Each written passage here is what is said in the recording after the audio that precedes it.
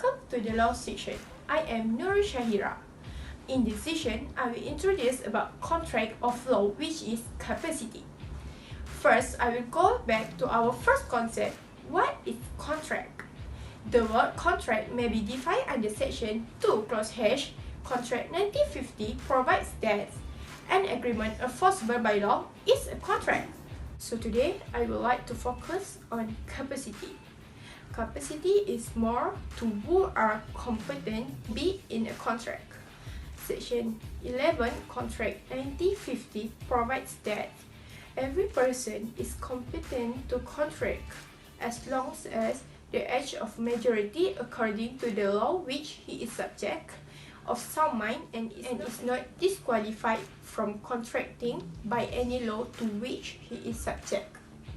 First, the age of majority as in Majority Age Act 1971 is those of age 18 and above. A minor or children is not competent to contract. This show in Mohari Bidul versus Darmados Kase, where they are minor but want to enter into a contract.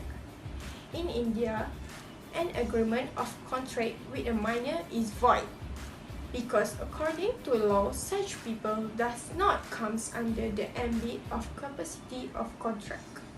They cannot intend to create or make major decision. In Darmoda's case, he was the sole owner of his immovable property, but he was a minor. Put the interest of mortgage debt. This shows that minor is incompetency of the plaintiff to perform or enter into contract, and also that he was incompetent legally to mortgage his property which belonged to him.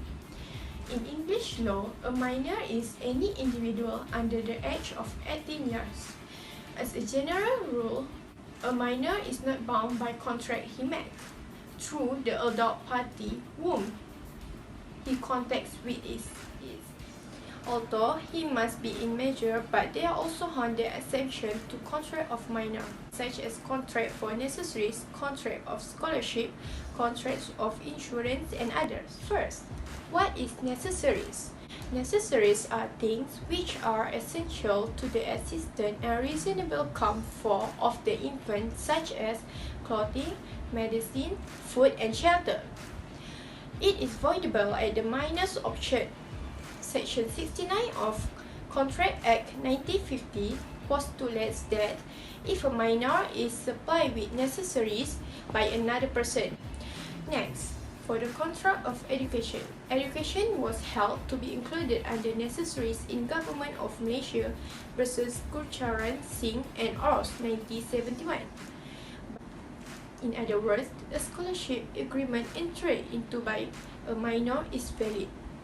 So, if a minor has accepted the offer to pursue his studies, his agreement for scholarship is valid and enforceable.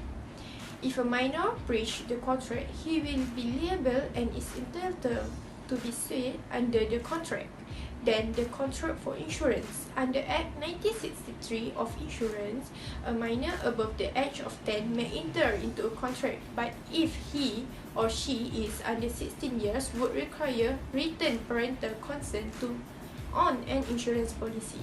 Under Paragraph 4, Section 128 of Financial Services Act 2013, a minor who has attained the age of 10 may effect a life policy.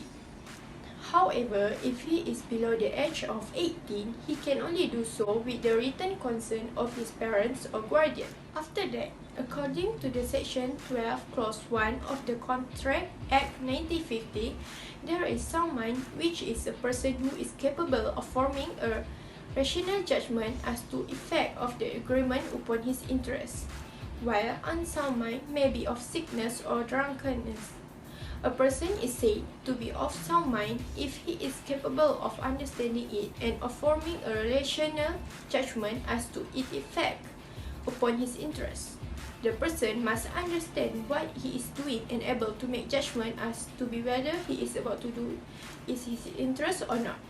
So, Section 12, Clause 2 of the Act 1950 provides that a person who is usually of sound mind but occasionally at sound mind may make a contract when he is of sound mind. Similarly, a person in a mental hospital who is at intervals of sound mind may make contract during those intervals of sound mind. Where a person is usually of unsound mind, the burden of provide that at the time he was of sound mind lies on the person who is affirmed it.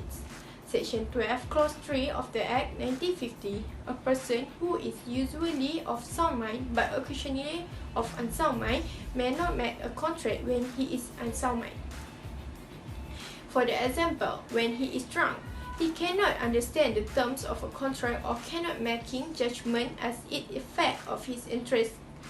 Cannot contract while such as drunkenness lasts. A person under the influence of hypnotism is temporarily of unsound mind. Then the person who want to enter the contract must not a person disqualified by any law. If a person is declared disqualified by the court of law, then he cannot enter into contract because the contract will be void.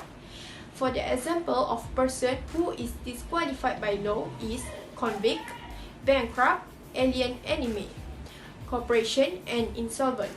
Convict is a person by a competent court to the death sentence or imprisonment when the period of his sentence is over or he is pardoned. Then his incompetency is also over.